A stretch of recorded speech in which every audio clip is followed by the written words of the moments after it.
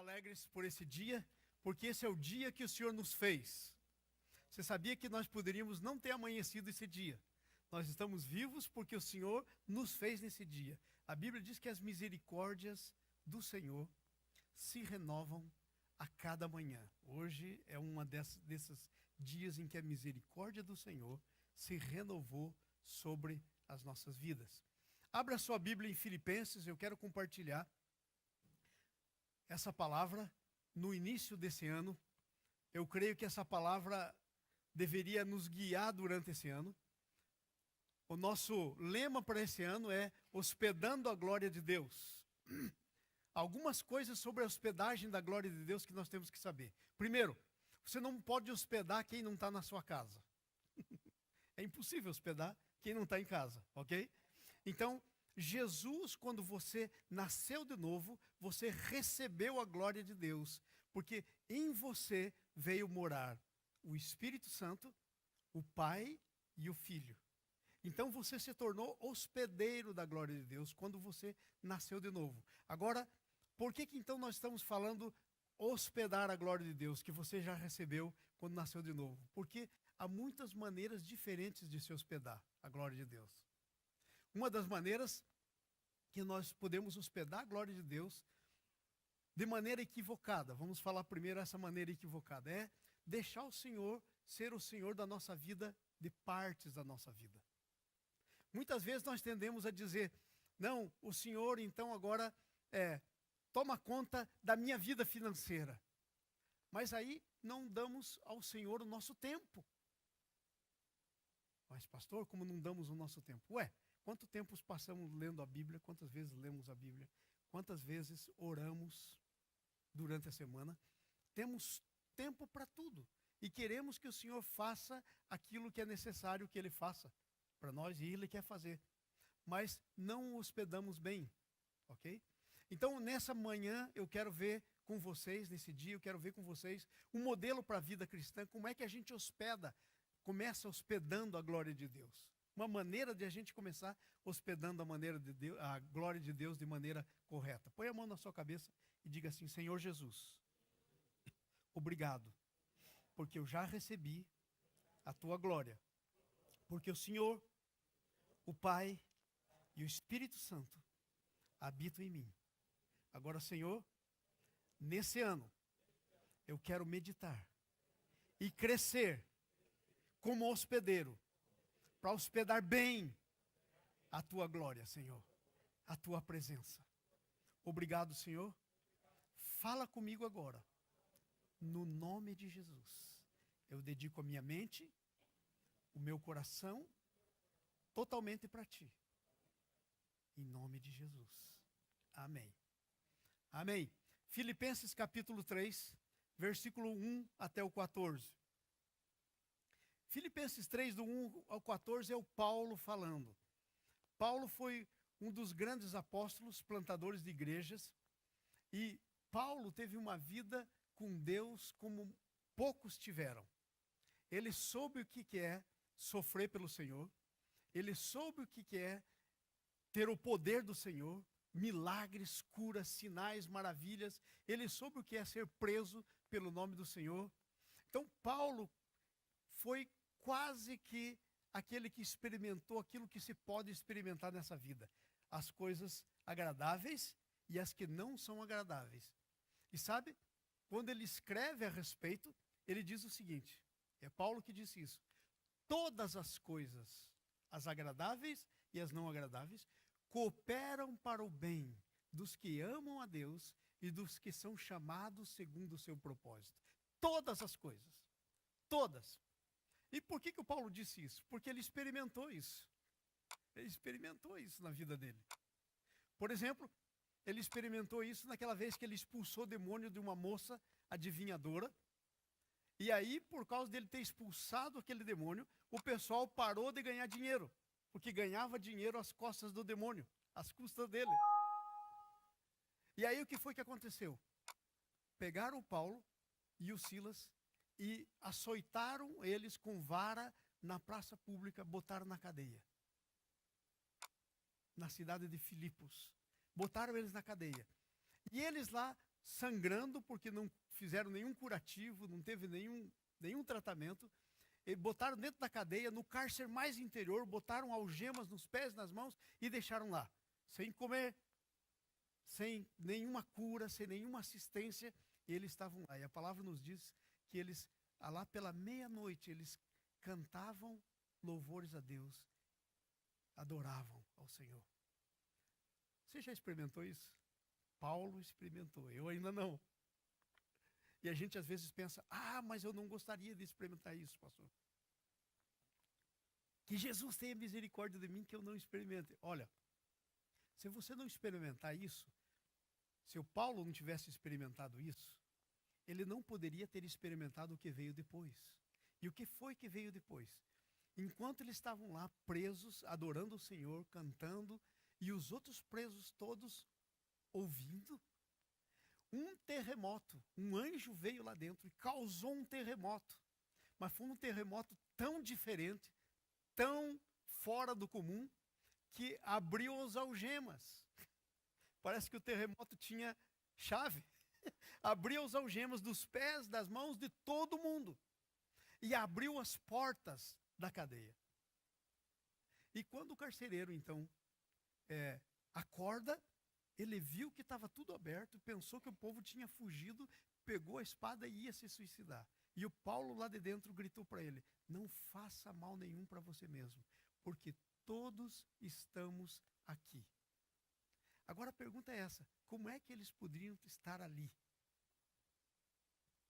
Tendo abertas as cadeias, ali tinha todo tipo de ladrão, assassino, eles estavam no cárcere interior, que era a segurança máxima da época. Era lá que eles estavam, acorrentados. Como é que poderia estar todo mundo ali? Sabe por quê? Porque eles hospedavam a glória de Deus. E aonde eles foram, e eles hospedavam bem a glória de Deus. E por causa do tipo de hospedagem da glória de Deus que eles faziam, eles entraram naquela cadeia. E adivinhe quem entrou? A glória de Deus. E depois que Deus deu um tempinho para o pessoal ouvir das coisas de Deus, pelo poder do Espírito Santo, Deus então agiu. E aquele terremoto libertou todo mundo. E sabe? A igreja para a qual ele escreveu depois uma carta, essa carta que nós estamos lendo, a carta de Filipenses, nasceu na cadeia. No cárcere interior, na prisão de segurança máxima, começou a igreja na cidade de Filipos. Não começou com palavras, não começou com nada, começou com adoração e louvor. Adoração e louvor abre cadeias, abre portas, tira da escravidão. E a Bíblia nos diz então que foi uma coisa tremenda. Paulo experimentou. Então nessa manhã eu quero ver quero analisar o que o Paulo fala para nós, e eu quero analisar com vocês um modelo para a vida cristã, para esse ano. E esse modelo começa dizendo sobre alegria.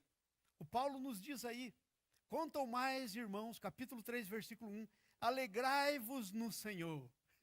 Quanto mais, irmãos, alegrai-vos no Senhor. Aí você pode dizer, mas pastor, como é que é essa alegria? Essa alegria é uma alegria que não vem de você mesmo. Porque se for uma alegria humana, que vem de você mesmo, que vem das circunstâncias na sua vida, você não poderia tê-lo a qualquer momento. Você só teria essa alegria nos bons momentos. Mas essa é uma alegria que estava presente na vida dele, dentro da prisão, que estava presente na vida dele, quando ele tinha apanhado injustamente, sido injustiçado, ele não perdeu a alegria. Quando ele estava lá preso como se fosse um criminoso, ele não perdeu a alegria. Então essa não é uma alegria condicional. Essa é uma alegria que é fruto do Espírito Santo. E sabe como é que vem essa alegria? Da maneira que você hospeda o Senhor na tua vida. A hospedagem ao Senhor. Todos nós temos o Senhor. Você tem o Senhor. Então a pergunta é, por que às vezes não temos alegria? Por causa do tipo de hospedagem que estamos fazendo. Não estamos hospedando. E sabe quando não hospedamos bem o Senhor? A Bíblia diz que nós entristecemos o Espírito Santo. E você sabe o que é a alegria? Segundo a Bíblia, a alegria é um fruto do Espírito Santo. E o fruto do Espírito Santo é paz, amor, alegria. Então, a hospedagem, a maneira de hospedar o Senhor, que não produz o fruto do Espírito Santo. E aí, então, o modelo começa com a alegria. Porque a alegria é um resultado do tipo de hospedagem que nós estamos fazendo do Senhor. Nós precisamos ter, segundo o versículo 1 até o 6, alegria e cautela. A alegria do Senhor é baseada em coisas que não mudam. Gente, se você for basear a tua alegria em coisas flutuantes, coisas que mudam, coisas condicionais, vai haver horas que você tem alegria, mas na maioria das vezes você não terá alegria. Sabe por quê? Porque a maioria das vezes, nesse mundo em que nós vivemos, ele está contra a gente. E se você for ter alegria só quando tudo é favorável a você, você não terá alegria. Então, você precisa ter alegria, alegria e cautela. Alegria tem que ser baseada nas coisas que não mudam. No que é que tem sido baseada a tua alegria? Ah, pastor, quando eu recebo o meu paycheck, eu fico alegre. Não tem nada de você, não tem nenhum problema de você ficar alegre quando recebe o seu paycheck, se você reconhecer que esse paycheck que veio para você é obra da graça de Deus na sua vida, é obra do que Deus tem feito, da saúde que Deus te deu. Mas o problema é o que nós pensamos quando as coisas na nossa vida acontecem. Há muitos ladrões de alegria nos dias que nós vivemos. Muita coisa para roubar a nossa alegria. Então a nossa alegria tem que ser baseada em coisas que não mudam. A primeira coisa, tem que ser baseada no conhecimento daquilo que é errado. Ninguém vai poder hospedar o Senhor se não tiver consciência do que é certo e do que é errado. Sabe por quê? Porque você e eu fomos criados por Deus à imagem e semelhança dele. E sabe qual é uma das coisas que isso quer dizer? Uma das coisas que isso significa é que nós somos seres morais. E porque nós somos seres morais, existe certo e existe errado. Hoje nós vivemos num mundo que relativiza todas as coisas. O que era errado ontem já não é mais hoje. Relativiza tudo, inclusive a Bíblia. Relativiza. O que a Bíblia diz que é errado, as pessoas hoje não estão achando que é mais errado. E tem tanta coisa. Sabe por quê? Porque nós vivemos num nicho chamado cultura. E a cultura desse mundo não é a cultura do reino de Deus. Mas eu e você, que hospedamos a glória de Deus, que temos Jesus, que temos o Pai, o Filho e o Espírito Santo vivendo em nós, nós vivemos num Jesus. Realm. Traduz isso para mim. Hã? Realm, numa dimensão diferente. Desculpe. Só veio em inglês. Obrigado pela misericórdia de vocês. Nós vivemos numa dimensão diferente. Nós não vivemos na dimensão natural. E esse é o problema de hospedar Jesus de maneira direita, de maneira correta, da maneira que devemos. É que se nós não tivermos convicção que nós vivemos numa dimensão espiritual, diferente da dimensão natural, nós não vamos hospedar o Senhor da maneira que nós devemos hospedá-lo. Nós temos que saber o que é certo e o que é errado. Veja o versículo 2. Acautelai-vos dos cães, acautelai-vos dos maus obreiros, acautelai-vos da falsa circuncisão. Nossa, depois de dizer alegria, veio um grito de Paulo dizendo: se acautela, a cautela dos cães. Olha que palavra dura. Sabe para quem que ele estava falando? Para a gente. Paulo está chamando algumas pessoas de cães. Falsa circuncisão. E era pessoas da igreja. Eu acho que se hoje fizer um sermão mais ou menos parecido com o de Paulo, expulso a gente da igreja. Não, que você não pode ser mais pastor. Você está... É violência o que você está dizendo. Violência verbal. Cães. Então, o Paulo está mostrando que é certo e errado. E você tem que ter o conhecimento do certo e do errado. Primeiro, você tem que ter conhecimento do certo e do errado com quem você anda. Com quem são os seus amigos. Com quem são os seus líderes. a quem você ouve, quem é que você está ouvindo. Se a gente não tiver cuidado, a gente fica ouvindo literalmente latido. E sabe quem late? É cão. Pessoas que não deveriam fazer o que fazem, dizer o que dizem, estão por aí dizendo, principalmente na era da comunicação, da internet que nós vivemos. Abra um parênteses. Vocês sabem qual que é o meu maior problema como pastor na igreja? Querem saber? É a internet. Gente, é tanta concorrência com aquilo que eu digo, é tanta coisa, é complicado. É muito complicado. Entendeu? Porque a maioria das pessoas está lá na internet, ouve um vídeo aqui, ouve um vídeo ali, para cá, vídeo para cá, pensamento para cá, coisa para lá, coisa para lá. E sabe, não acho que é problema ouvir, não. Agora, o problema do ouvir é o discernimento que você precisa ter para ouvir. Aí é que a coisa pega. Então o Paulo está dizendo, ei gente, vocês estão ouvindo cães, acautele-se dos maus obreiros. Sabe de quem que ele estava falando? De obreiros da igreja. Está aqui escrito, não é palavra minha, dos maus obreiros. Gente, está cheio de cão esse mundo, maus obreiros. É Paulo dizendo, então, sabe, esse modelo para a vida, você tem que começar se acautelando de mau obreiro. Mau obreiro, qual é o mau obreiro? É aquele que distorce a palavra de Deus. É aquele que faz ela dizer o que não diz.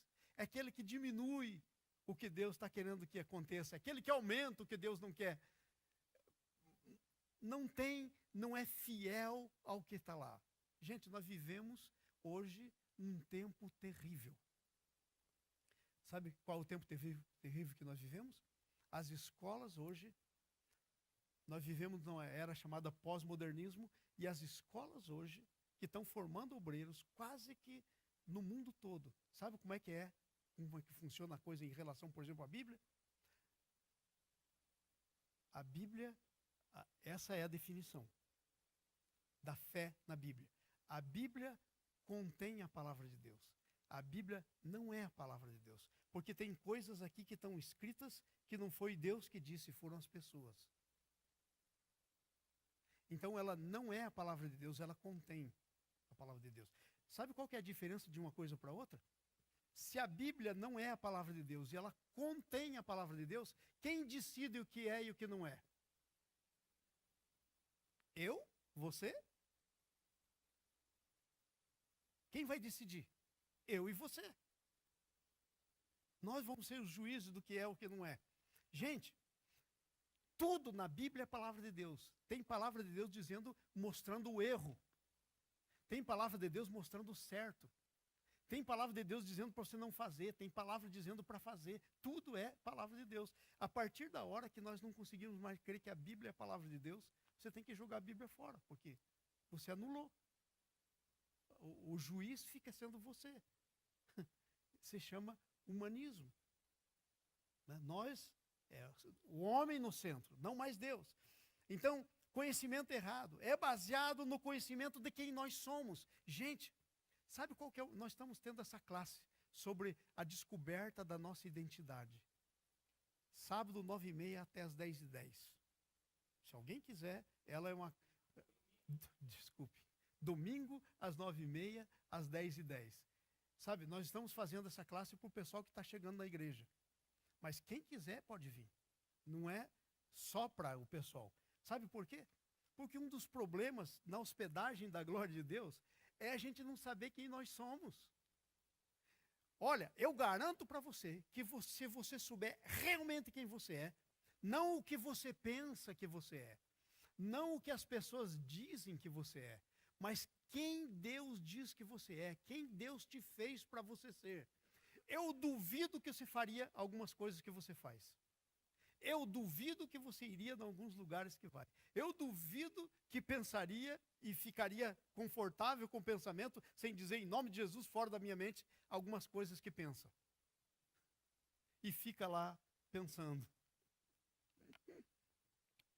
Vocês estão entendendo o que eu estou dizendo? Então, você tem que saber, primeiro, você tem que saber que há certo e errado. O que é certo, tem que ter conhecimento do certo e errado. Segundo, tem que saber quem você é. Você tem que conhecer. Veja só, Paulo dizendo no versículo 3, porque nós é que somos a circuncisão, nós que adoramos a Deus no Espírito e nos gloriamos em Cristo Jesus e não confiamos na carne. Gente, presta atenção nisso. Ouça com cuidado, porque você vai na internet, você está ouvindo tudo que é tipo de coisa. E sabe qual que é um problema que nós estamos tendo na igreja hoje? A igreja cristã está virando judaizante. Está voltando ao passado, virando judaizante. A maior moda hoje é ir em Israel, é pôr a mão no muro lá, fazer oração lá, sabe? Coisas, virou judaizante. Eu conheço igrejas que têm assim, a figura da arca. Aquela arca era uma figura de Jesus, a arca da aliança. É Jesus, Jesus é a aliança. Ali dentro tinha o pão, o maná, aquilo tudo era figura. O Velho Testamento todinho era a figura do que Deus já cumpriu. E tem gente indo para trás, voltando para trás. Então eu quero que vocês prestem atenção nisso. O que acontece é que quando nós não entendemos que Jesus é o centro, nós não podemos entender que nós somos, porque eu só sou quem eu sou, à luz de quem Jesus é. E isso ele falou para Pedro, em Mateus 16, quando Pedro disse, Senhor, tu és o Cristo, Filho do Deus vivo. Aí Jesus disse, ok, Pedro, não foi nem carne nem sangue que te revelou, mas meu Pai que está no céu. E agora, por causa de quem eu sou, você disse quem eu sou, eu agora vou dizer quem você é. Você não é Simão Barjonas, você é Pedro, que quer dizer uma pequena pedra. E ele diz mais, e aqui estão as chaves do reino. O que você ligar na terra é ligado no céu. Isso por causa de saber quem é. Esse é um dos problemas, não sabemos quem nós somos. Estamos pensando que Deus vai voltar a história. Irmãos, nunca Deus está voltando atrás. Deus está cumprindo a história. E ela vai chegar a um fim. Novo céu, nova terra, um fim. Veja só uma outra coisa. O exemplo de Paulo. Como é que era o exemplo de Paulo? Olha aí, ó. Espera aí. Uma coisa importante. Eu comecei a dizer e não disse. Ainda bem que o Espírito Santo lembra a gente, né? Quando você passa dos 60, isso é comum. Então, olha só. Eu estava dizendo esse problema da circuncisão de Israel. Sabe o que é que se cria e que se crê hoje, que está a maioria crendo? Que o Israel de Deus é aqueles que vêm da carne do Abraão, narizão comprido, judeu, tal. Você crê que esse é o Israel de Deus? Se você for ler na Bíblia, você vai ver claramente escrito que os verdadeiros israelitas são os da fé, são os que são chamados em Isaac, os da promessa. Não é os da carne do Abraão, é os que têm a mesma fé do Abraão. E essa história começou aqui, com Paulo. Diz, não, você se converteu, mas já se circuncidou? Ah, não, então não está bem convertido. Era isso que o Paulo estava falando. Então, amados, você é o verdadeiro israelita. Veja o que o Paulo diz. Nós é que somos da circuncisão. Que circuncisão? A circuncisão do coração. A circuncisão do novo nascimento. Essa circuncisão. Agora, olha só, veja o exemplo de Paulo, versículo 4, olha o que ele nos diz. Bem que eu poderia confiar na carne. Se qualquer outro pensa que pode confiar na carne, eu mais ainda. E ele começa a dizer naturalmente quem era ele.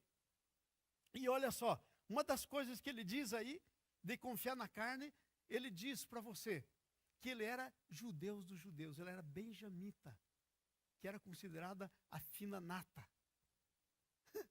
O cara. E ele foi ensinado aos pés do mestre, chamado Gamaliel. Ele era da tribo de Benjamim, foi ensinado por Gamaliel, era zeloso ao ponto de que se alguém estava querendo perverter a religião, ele matava, prendia. Então ele começa a dizer que se alguém podia confiar na carne, ele seria o cara. ele seria o cara. Mas ele diz que você não pode confiar na carne. Ele diz, eu poderia. Bem que eu poderia, mas eu não posso. Bem que eu poderia, mas eu não posso. E aí ele vai dizendo, eu fui circuncidado ao 8º dia da linhagem de Israel, da tribo de Benjamim, hebreu de hebreus, quanto à lei, fariseu, quanto ao zelo perseguidor da igreja, quanto à justiça que há na lei, irrepreensível. Ele está falando dele. Mas agora veja só o que é isso que significa. Não podemos confiar na carne.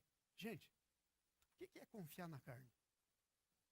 Às vezes a gente diz os termos e eles ficam assim meio fuzzy, né? Meio assim nublado, a gente não sabe bem o que é. O que é confiar na carne? Confiar na carne é você confiar em você mesmo. A tua própria sabedoria, teu próprio jeito de fazer as coisas, o tempo que você quer fazer as coisas, o que você quer fazer, como você quer fazer. Isso é a carne. Sabe o que é a carne? A carne é a tua alma. A tua alma são teus pensamentos, as tuas emoções, as tuas decisões, os teus desejos, os teus sentimentos. Isso a Bíblia chama de carne. Essa é a carne. Agora olha só. Qual é o contrário de andar na carne? É andar no espírito. É quando o espírito que habita no teu espírito começa a trabalhar com a tua alma, que a Bíblia chama de carne. Ele tem o controle sobre a tua alma. Ele começa então a produzir em você o fruto do espírito. Ele começa a dar o caminho para você. Ele começa a ensinar, ele começa a falar. Lá no Velho Testamento tem um versículo que eu gosto tanto, que quando a gente não souber o caminho, nós vamos ouvir uma voz aqui atrás da nossa orelha dizendo, esse é o caminho, andai nele. É o Espírito Santo que faz isso, que nos ensina o caminho de Jesus. Então, é aquela velha luta, andar por si mesmo e andar no Espírito. Não confiar na carne. Não confiar na carne. Não confiar na religiosidade. Meus irmãos, se vocês soubessem quanta gente nos dias que nós vivemos confia na religiosidade de todas as igrejas cristãs que estão por aí. Quantos confiam que é a sua religiosidade que vai fazer a diferença? Assim de gente. Tem gente confiando que porque está fazendo alguma coisa para Deus, está tudo certo. Esquece que na Bíblia teve gente que disse, Senhor, no teu nome nós curamos, expulsamos demônios. Jesus vai dizer, apartai-vos de mim, não vos conheço. Trabalhar para Jesus não é a mesma coisa que pertencer a Jesus. Não é a mesma coisa que andar com Jesus. Não é a mesma coisa que entregar-se a Ele. Não é a mesma coisa que hospedar a Jesus. Vocês entenderam? Então, não podemos confiar na nossa religiosidade. Gente, eu já falei isso aqui, mas eu quero falar de novo porque esse é o caso. Uma vez eu estava em Foz do Iguaçu fazendo um grupo de estudo com professores da universidade e alguns médicos que davam aula na faculdade de medicina. E aí eu caí na bobagem de perguntar para o grupo o que eles queriam estudar. E aí a gente tinha tudo que é tipo de religiões diferentes. Nós tínhamos espíritas, nós tínhamos budistas, nós tínhamos católicos, nós tínhamos crentes, nós tínhamos tudo. E esse era um estudo assim, sem bandeira religiosa, sem rótulo. E uma senhora médica se levantou e disse assim, era budista, e disse assim, eu quero que você fale para nós então na próxima reunião, qual é a diferença de cristianismo para todas as nossas outras religiões. Falei, Jesus, o que eu tinha que abrir a minha bocona, né? Falei, Senhor, tem misericórdia de mim. E eu saí dali, falei, agora eu pus o meu pé num laço, porque já diz o ditado popular, até o mundo sabe disso. Tem 3 coisas que não discutem, religião e futebol. E política. Não se discute, só dá pauleira. Eu falei, Senhor, acabei de terminar com esse grupo que estão começando. Vai fechar o grupo, vai a coisa fica. Senhor, eu necessito misericórdia, sabedoria. E eu cheguei em casa e fui começar a estudar, olhar para ver o que eu ia falar. E comecei a ler o livro de Hebreus. Capítulo 1 do livro de Hebreus, e fui lendo. E aí Deus, iluminou os meus olhos para enxergar coisas que eu não tinha enxergado ainda. E aí eu tinha a palavra para eles. E eu cheguei lá e disse assim, olha, eu quero dizer para vocês qual é a diferença entre cristianismo e tudo o resto. E veja, para ninguém aí ficar bravo comigo, eu não estou dizendo que tudo o resto é mal. Não. Por exemplo, a senhora que me fez essa pergunta, me fez o pedido para dizer que a senhora é budista. Budista não? Então, eu sou budista. Eu falei, olha, os conselhos do Buda são tremendos, são certos. Eu li. Eu li quando eu estava fazendo o meu curso de teologia. Eu estudei budismo. São bons. Mas só existe um problema com o budismo, sabe qual que é? Ele diz todas as coisas boas que você tem que fazer, mas o Buda não está lá para ajudar você. Ele morreu, ninguém crê que ele ressuscitou, ele não está lá. Agora, sabe qual que é a grande diferença do cristianismo para o budismo? É que o cristianismo é uma pessoa, não é uma religião, é uma pessoa. É a pessoa de Jesus. E sabe, a grande diferença é essa, que as religiões são bons conceitos, conceitos certos. Mas o cristianismo é uma pessoa vindo viver a vida dele em você. Para que você viva por meio dele. Sabe por quê? Porque você pode receber o melhor conselho da vida que você pode receber, mas você vai ser incapaz de cumpri-lo, por causa da tua natureza pecaminosa. É por isso que Jesus veio para viver a vida dele em você. Coisa tremenda! Coisa tremenda é isso. É isso que é ser cristão. Cristão não é um religioso. Cristão é aquela pessoa que tem Jesus vivendo dentro de si, a vida dele, no seu espírito. É aquele que não mais vive, mas Cristo vive nele. É aquele que agora que a vida vive pela fé no Filho de Deus que me amou e se entregou. Isso é ser cristão. Então, sim. Uhum.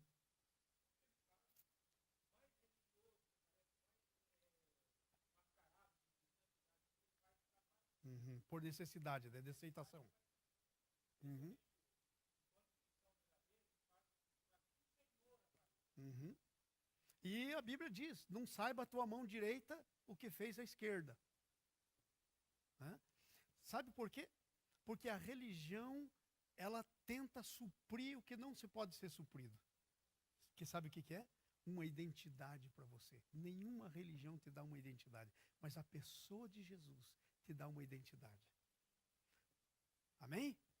Então, olha só, nós vimos aí que não podemos confiar na religião, nem no próprio potencial. Tem gente que pensa que está tudo bem porque é muito sábio, sabe das coisas, mas veja o que Paulo diz aí no versículo 6.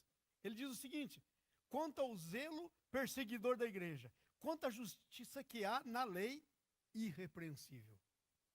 E ele diz, mesmo assim eu não posso confiar em mim. Mesmo assim não dá para confiar em mim.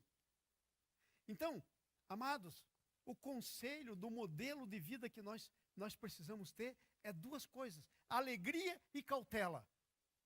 Nós temos que viver alegria, porque a alegria do Senhor é a nossa força. Sabe, se você não tiver alegria, você não consegue viver a vida cristã.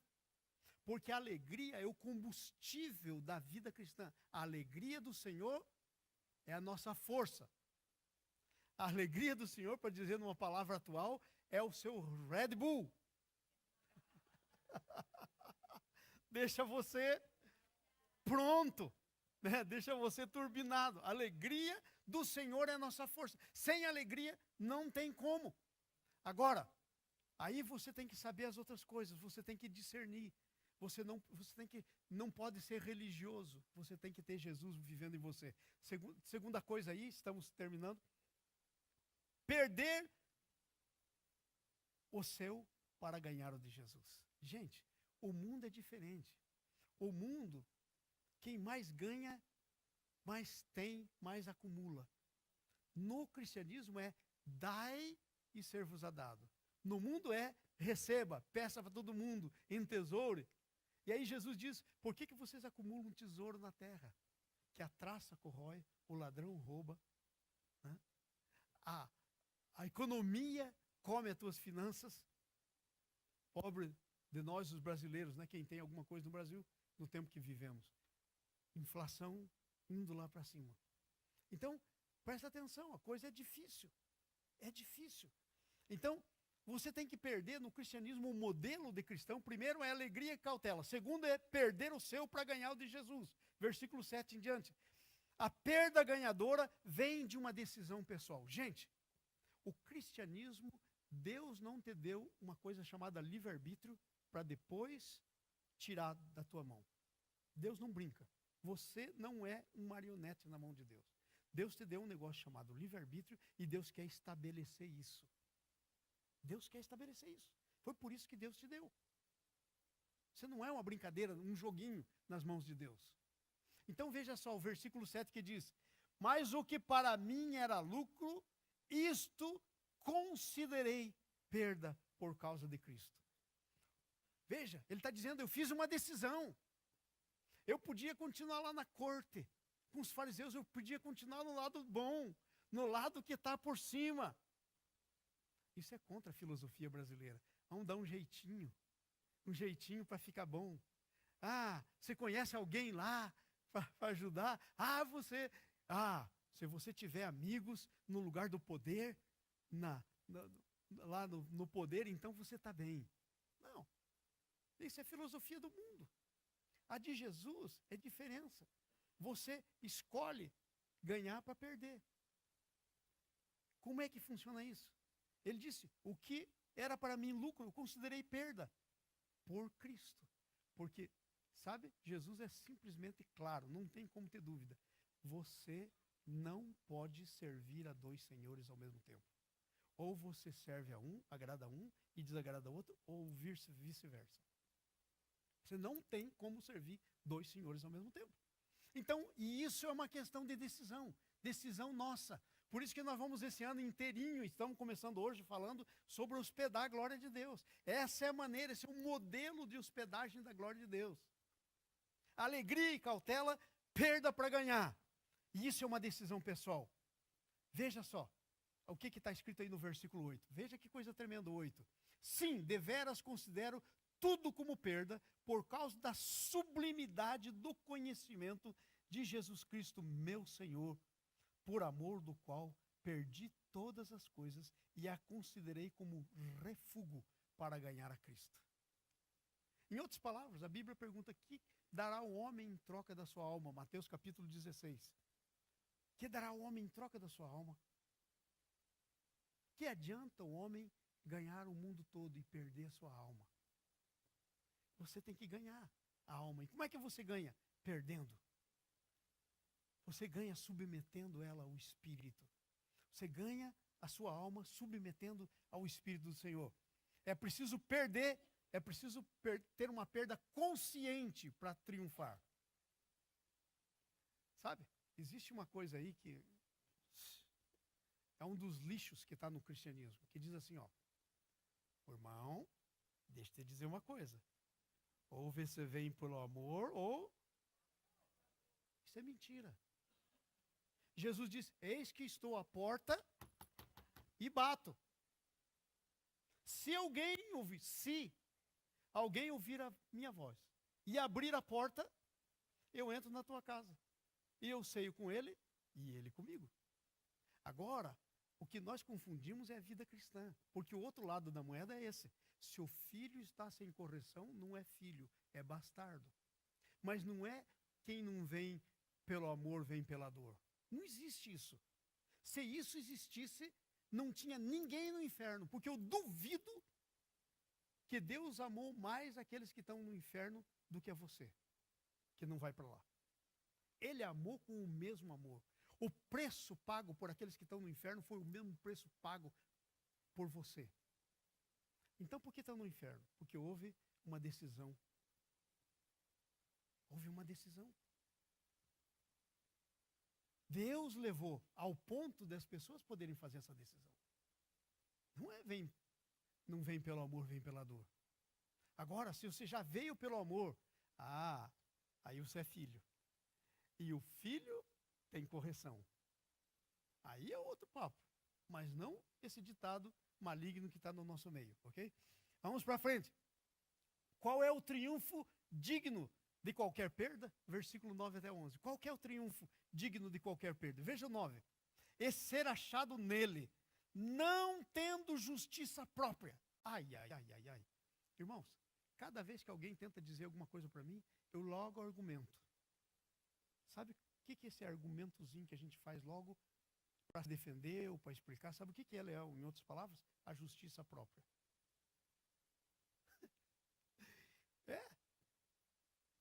E eu estou consciente disso. O negocinho difícil de se livrar. Eu estou consciente, não me livrei ainda. Muitas vezes eu não gostaria de ficar explicando, tentando. A Nice que diga, né? Eu tinha que falar dela, né? Porque a minha testemunha, porque é com mais quem eu estou perto. Pergunta para ela como é que funciona. Se vocês querem saber, pergunta a ela, te conta. Está liberado para contar. Na minha vida.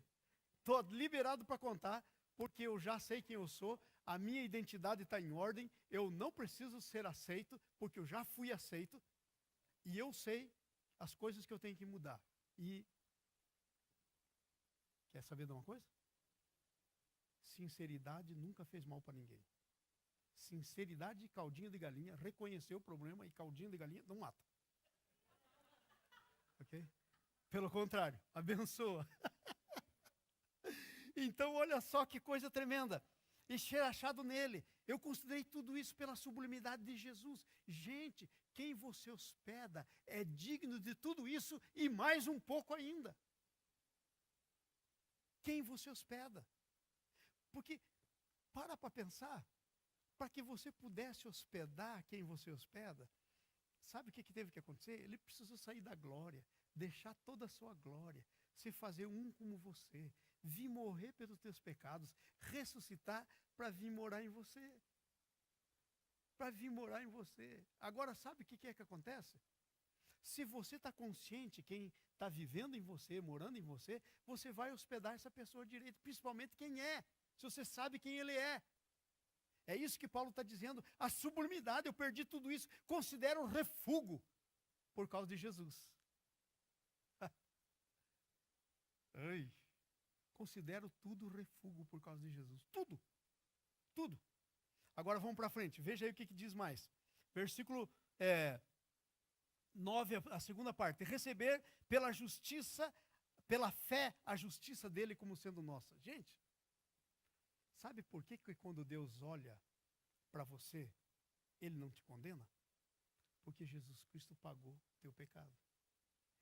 E mais do que isso, porque a justiça que é dele, ele imputou a você. Isso se chama justificação. Justificação é o fato de Jesus atribuir a justiça dele como sendo tua, ainda que você não fez nada. Ele justifica você, mediante o seu sangue. Isso é justificação. Então, gente, veja quem você hospeda. É o teu justificador. E aí vai mais para frente. Veja o versículo 10. Como conhecer o poder da ressurreição. Deixa eu perguntar isso para vocês.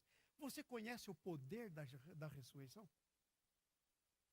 Você imagina que você não tem vivendo em você o Jesus que nasceu da Maria. Você tem vivendo em você o Jesus que ressuscitou, que o Pai ressuscitou dos mortos.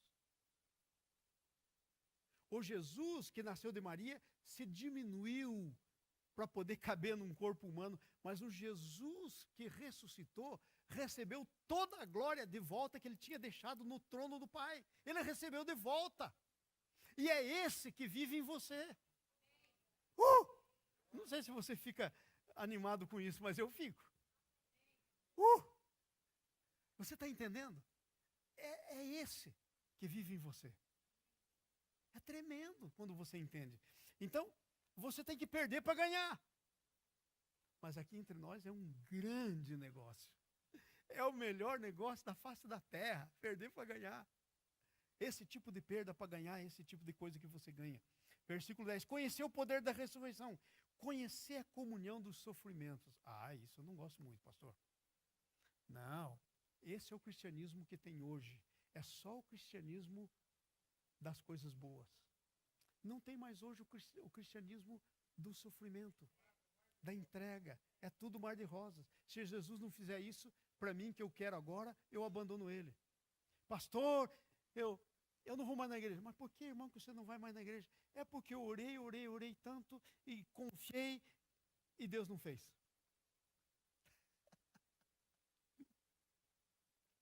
O pastor Luciano, que esteve aqui pregando, ele escreveu um livro chamado O Agir Invisível de Deus. E lá ele diz o seguinte, eu li todos os livros dele.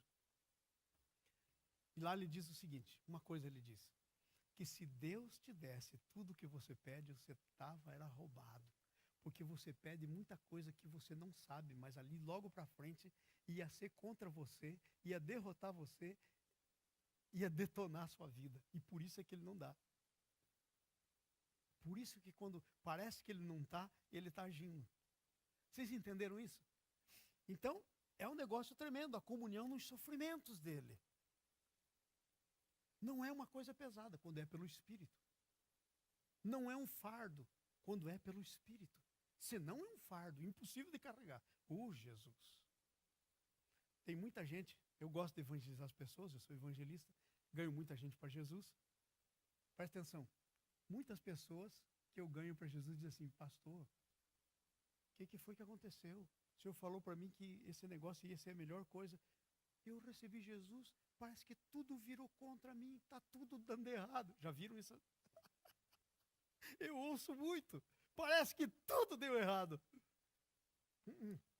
Não tem nada dando errado, meus irmãos. Não tem nada, porque quando você entregou a tua vida nas mãos dele, você entregou a tua vida nas mãos de um soberano, de um Deus onisciente que sabe todas as coisas, em que nem um fio de cabelo da sua cabeça cai sem a autoridade dele. Imagine. Não cai nenhum. Então, você aí se console, porque se caiu, eu já estou me consolando. Porque se caiu, ele não está lá muito interessado. Vai caindo, vai caindo. Então, conhecer a comunhão dos sofrimentos. Agora, quero terminar com a última coisa, a terceira coisa. Primeira, alegria e cautela. É o modelo para a vida cristã, para esse ano. Alegria e cautela, perder o seu para ganhar o de Jesus. E terceira coisa, o processo do modelo. Esse modelo tem um processo. E eu não poderia deixar de falar isso. Né? Porque, além do mais, além de pastor, eu sou educador, sempre estou pensando no processo. Que a educação é um processo. Então, olha só o processo, versículo 11. Como é que esse processo começa? Para, de algum modo, alcançar a ressurreição dos mortos. Gente, você já está ressuscitado? Não ainda. Mas o teu alvo é a ressurreição. Porque se você não ressuscitar, segundo o próprio Paulo no Coríntios capítulo 15, é vã a tua fé. Se Jesus não ressuscitou, e se você não ressuscitar, ele diz, nós somos os mais infelizes. Porque daí nada passa daqui. E sabe, eu tenho uma coisa para te dizer nessa manhã.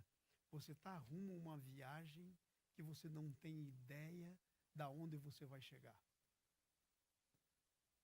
É muito melhor do que aqueles resorts lá, all included, que tem lá em Cancún. Muito melhor. Nem se compara. Entenderam? Não é que você não pode ir lá, pode. Mas fique sabendo que o que Deus tem para você é muito superior a isso. É muito melhor. Então, o objetivo é alcançar a perfeição da ressurreição. Gente, vocês sabiam que ressurreição é um modelo único cristão? Ressurreição é um negócio único no cristianismo. A ressurreição. Não tem outro. Não tem. Tem alguns modelos que são horríveis. Aquele modelo, por exemplo, que diz para mim voltar à vida que eu já não gostava e queria me livrar dela, voltar a viver de novo. Chega! Estou contra, em nome de Jesus, que ele me leve. Se eu tiver que voltar a viver tudo de novo. Chega! Você entendeu? Mas eu estou indo, eu e você estamos numa caminhada para a ressurreição, para receber um corpo semelhante ao de Jesus, em que não há mais pecado, não há mais dor, não há mais arrependimento, há um conhecimento perfeito, o modelo da ressurreição. Entender o que foi conquistado para obter a perfeição. Gente, você não é perfeito, mas eu tenho uma coisa para dizer para você, você está caminhando em rumo da perfeição. Você está caminhando. Pastor, será que dá para conseguir isso mais ou menos aqui na Terra? Eu acho que dá. Pouca gente conseguiu, mas a gente tem os modelos na Bíblia de gente que conseguiu. Por exemplo, Enoque. Está logo depois do Adão, Enoque. O Enoque andou tanto com Deus que Deus olhou no camarada e disse assim, não tem mais como deixar ele lá. Eu vou deixar ele lá fazendo o quê? E arrebatou Enoque. Porque ele andava com Deus, diz o texto. A razão pela qual Enoque foi arrebatado é porque ele andava com Deus. E ele chegou tão perto do que Deus queria para ele, que ele falou, olha, tem que terminar o processo com você, vamos adiantar aqui um pouquinho. Então, aqueles anos que tinha lá para frente, agora vai aqui, pum, arrebata o Enoque, transforma o Enoque e ele vai lá com Jesus. Agora veja só, qual é o segredo desse processo? Versículo 13, quero ler isso com vocês, versículo 13, a primeira parte. Irmãos, quanto a mim, não julgo havê-lo alcançado. Irmãos, quanto a mim, não julgo havê-lo alcançado. Eu ainda não alcancei. Sabe quem está dizendo isso? O Paulo. Agora você imagina eu. Então, irmãos, esse negócio de que você... Quando a gente entende esse negócio de que a gente ainda não chegou lá, nós estamos no caminho, no rumo, mas não chegou lá, sabe o que isso faz na nossa vida? Tira a nossa arrogância, livra a gente de ser juiz dos outros. Entendeu? Livra a gente de ser juiz dos outros. Como que eu vou julgar os outros naquilo que eu estou... Se você tiver consciência, não vai fazer nunca isso. Então, essa é a primeira coisa no processo, o segredo do processo. Ainda não cheguei lá. A segunda parte do versículo. Mas o passado não vai determinar o meu futuro. Eu quero que você entenda isso que eu disse. Olha no versículo que está aí na tela de vocês. Quanto a mim, irmãos, não julgo que haja alcançado. Mas uma coisa faço, e é que, esquecendo das coisas que ficaram para trás, avançando para as que diante de mim estão. Irmão, é ano de você limpar o que ficou no ano passado da sua cabeça, do seu coração, das suas emoções. Se você não fizer isso, o teu passado vai determinar o teu futuro. Esse ano, todas aquelas coisas que foram más vão se repetir, porque você não se livrou do que tinha que se livrar. Não deixar o passado determinar. Gente, tem um versículo na Bíblia que eu gosto muito, que a Bíblia diz assim, nós não somos daqueles que voltamos para trás. É um versículo na Bíblia. Nós não somos do que regredimos. Nós não voltamos para trás. Nós fomos criados por Deus e chamados para andarmos para o alvo. Prossigo para o alvo. Ok? Essa é a palavra de Paulo. Então, não deixar... Irmãos, é o primeiro culto, o primeiro domingo do ano. Não deixe o seu passado determinar o seu futuro. Analise o ano passado. Veja o que não foi bom. E Deus vai te dar uma clareza por que aquilo aconteceu. E não deixe o teu passado determinar o teu futuro. Se tem alguém que você passou o ano e não realmente perdoou, não deixe o passado determinar o futuro. Se tem alguém, alguma coisa que você estava fazendo lá no passado e que aquilo te prejudicou, não entra nesse ano fazendo. Não deixe o passado determinar o teu futuro. E agora, finalmente, versículo 14. Manter os olhos fitos no alvo, na nossa vocação. Veja o que diz o versículo 14. Põe para mim lá, por favor, Jimmy. 14. Olha só. Prossigo para o alvo, pelo prêmio da vocação celestial de Deus em Cristo Jesus. Gente, tem um prêmio te esperando. Mas sabe o que o texto está dizendo? Você tem que ir lá pegar. Tem gente que diz assim, não, pastor, mas Deus sabe tudo. Claro que Deus sabe, Ele é Deus. Agora o problema é, você está pegando o que Ele tem para você? Gente, você tem que viver noutra dimensão. A dimensão do reino de Deus. Nessa dimensão estão todas as coisas que Deus tem para você. E sabe só o que você precisa fazer nessa dimensão? Tomar posse.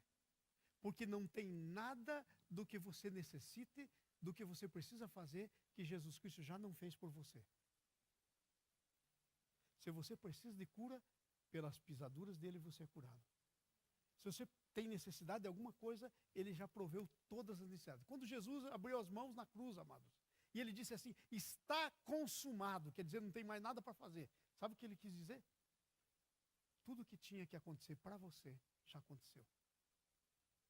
Ele comprou com seu sangue tudo, as tuas necessidades. Ai, pastor, mas então, se ele comprou as minhas necessidades todas, por que eu estou vivendo assim? Ah, porque você está querendo viver assim. Você está vivendo na dimensão... Esses dias eu falei da vaca, né? Você está vivendo na dimensão da vaca. Eu falei aqui uma coisa, deixa eu repetir isso, porque isso foi revelação para mim. Eu falei, mas eu nunca tinha pensado antes. Olha só. Quando Deus criou o homem, ele criou o homem para a glória dele. Então a vida do homem é para a glória de Deus, ela gira em torno de Deus. Agora, quando Deus criou a vaca, a vaquinha bonitinha que dá leite, ele criou a vaca para o homem. Então a vida da vaca gira em torno do homem. Em outras palavras, tudo que girar em torno do homem é vida de vaca. Só não é vida de vaca o que gira em torno de Deus. E sabe o que não deve girar em torno de Deus? A nossa vida. O que deve girar? A nossa vida. Ela não deve girar em torno de nós mesmos. Como é que você vai fazer a sua vida girar nesse ano? Você não tem que responder para mim.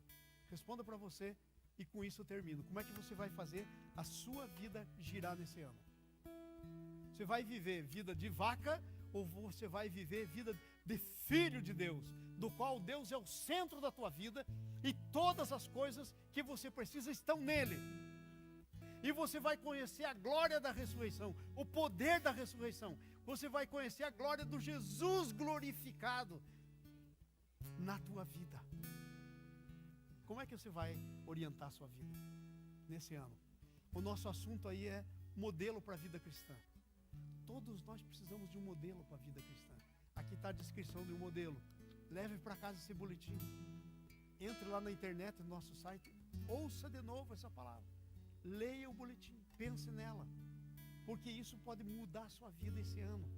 Aquelas coisas que você não conseguiu no ano passado, esse ano, estão à sua disposição. Basta você se posicionar. Sabe? Não é que você tem que sair fazendo coisas. Ai, Senhor, esse ano eu quero fazer para ti. Tudo bem você fazer para Ele. Mas a maior coisa é posicionar-se para que Ele faça em você. Para que você viva através dEle. Não vivo mais eu, mas Cristo vive em mim. Esse é o segredo. Aliás, falando em fazer coisas para o Senhor, na próxima, fora essa segunda-feira, na outra segunda-feira que vem, nós vamos iniciar aqui o jejum de Daniel. Por que nós vamos iniciar o jejum de Daniel? Porque se nós iniciarmos, não nessa segunda-feira, na próxima segunda-feira, da outra semana, nós vamos poder terminar no último domingo do mês. Vai dar certinho. Então, a Lilian vai estar nos dirigindo nesse jejum do Daniel. Tem muita gente que não sabe o que é. Não fique preocupado. Ninguém vai morrer de fome, porque Deus não está afim que você passe fome. Mas Deus está afim que você se consagre a Ele. E jejum é uma forma de consagração. Jejum é uma forma de se posicionar perante Deus. Foi isso que Daniel fez. E se você ler lá no texto, você vai ver as coisas que aconteceram. Então nós vamos fazer isso. Fora no próximo domingo, na segunda-feira que vem, nós começamos. Nós vamos preparar o material para entregar para vocês. Como fazer, o que fazer. Inclusive, até as coisas que você pode comer, porque você não vai ficar sem comer. Ok? Além do mais, você vai fazer algumas coisas maravilhosas, que é comer corretamente. Amém? Eu quero que você fique em pé no nome de Jesus. Nós terminamos aqui o nosso culto, mas eu não queria terminar sem dar uma chance para você de se posicionar. Às vezes a gente termina e terminou, né? Mas a minha pergunta para você agora, e o que você vai fazer? Como é que você vai se posicionar? Qual o modelo de vida cristã que você vai fazer nesse ano? Qual o modelo? Qual é o teu modelo? Aqui está o modelo, ok? Eu queria terminar desafiando você para se posicionar. Amém? Eu não posso me posicionar por você. Posso me posicionar para orar por você, mas a posição tua, só tem uma pessoa nessa face da terra que pode fazer você. O diabo não pode mover, Deus não vai mover, só você. Eu não posso. Vamos fazer isso? Levanta as tuas mãos aos céus e diga: Senhor, eu quero viver um modelo de hospedagem da tua glória na minha vida, que seja um modelo bíblico, Senhor. Senhor, eu quero a primeira coisa, viver nesse ano com muita alegria. Senhor, a tua alegria é a minha força. Me enche de alegria. E também, Senhor, me enche de cautela. Senhor, nesse ano, eu quero perder o que é meu, porque eu quero ganhar o que é teu. Senhor, em nome de Jesus, me ensina isso, me ajuda nisso. Eu declaro, eu não posso por mim mesmo. Responde tu por mim, me ajuda.